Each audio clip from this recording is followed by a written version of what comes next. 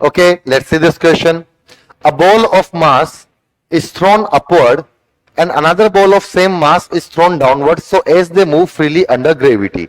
The acceleration of center of mass. Again, we will use the concept here will be motion of center of mass. We know that the acceleration of center of mass is nothing but m1a1 plus m2a2 upon m1 plus m2.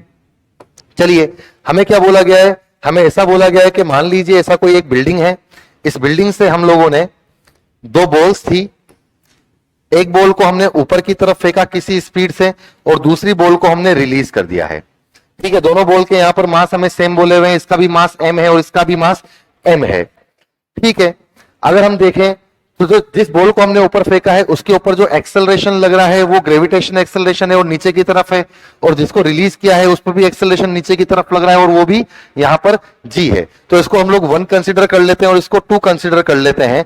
तो acceleration of centre of mass को हम लोग क्या लिखेंगे यहां पर, m1 which is m into a which is g plus m2 which is also m and m2 which is also g, और दोनों का डायरेक्शन सेम है, अपॉन टोटल मास 2m।